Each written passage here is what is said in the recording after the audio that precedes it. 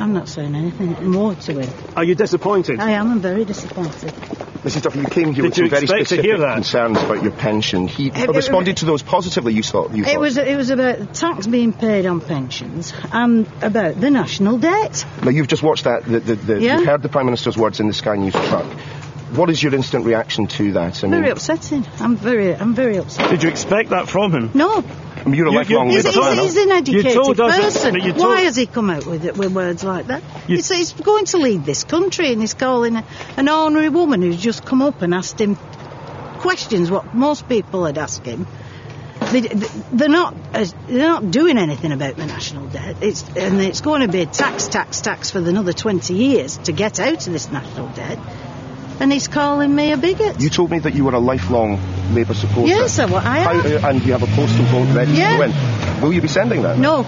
Well, you also told me earlier that you said, when we asked, will he stay number 10, you said, hopefully he will. Yeah, well, I'm not bothered whether he does or not now. I don't think he will. Do you think he should meet more voters like you? I'm sure he should go out into the public and find out what's going on with our lives. Do you think he understands enough about what's going on at the moment out here? They're that much locked up there. I think you're still live on television at the moment, but you can talk to two audiences at once if you like. Mrs Duffy obviously taking a call. Perhaps somebody's seen her on television at the moment. Mrs Duffy. Is that someone calling you to let you know you're live on Sky News? No, Lucy or someone. I've done BBC television on other channels as well. Let's just, if we can, just for 2 minutes, just talk about why you were here in the first place. And the Prime Minister's been at great pains this week to try and get out and speak to real people. Why has he come here to this place? Why didn't he go into Rochdale, where a lot of people could have spoke to him, in the town centre? Why is he here? And you were just passing? Is that what you say? Well, I should think so. Nobody knew he was here, did they?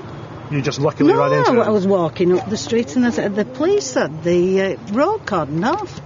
So then I saw, and I just asked the policeman, I said, is Gordon Brown here? And he says, yes, up there. So I came up. And I thought, well, I'll ask him, what is he going to do about the national debt? And when he responded to you, I mean, before he got in the car and he said what he said, I mean, what was your reaction to the way in which he had dealt with your complaints? Well, I thought he was understanding, but he wasn't, was he? Where he's come out with the comments in the car. What do you think of his character before this event? He's obviously said he's a moral compass. I only met him for 2 minutes, didn't I? 3 minutes, 4 minutes was that interview. Sorry. His character on TV, well, he hadn't really enthralled me with his speeches. But why do you think? I like Blair. I like Tony Blair. Why do you think Gordon Brown said what he said? I don't know. You tell me. I mean, what did you saw me talk. Is that what you expect of a politician? No. Of a Prime Minister? No, I don't. I mean, before today, what was your view of Gordon Brown as a man, as a politician, and as a politician? I can't tell you as a man. As a politician, when he was Chancellor, he did very good things for the country. But now it's just all gone to pot. Everything. And you've got to sort it out, else we'll be playing. Your grandchildren, your children will be paying for all this. I think, Mrs Duffy, we can just hear again exactly what he said now. I think we can now listen to what the Prime Minister said about you once he'd stopped talking to you. Clearly this was... Hopefully we'll hear that now.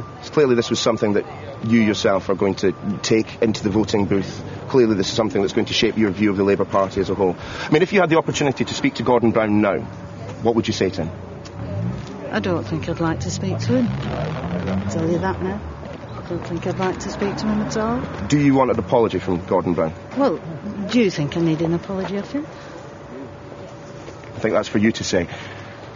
Well, I think so, yeah.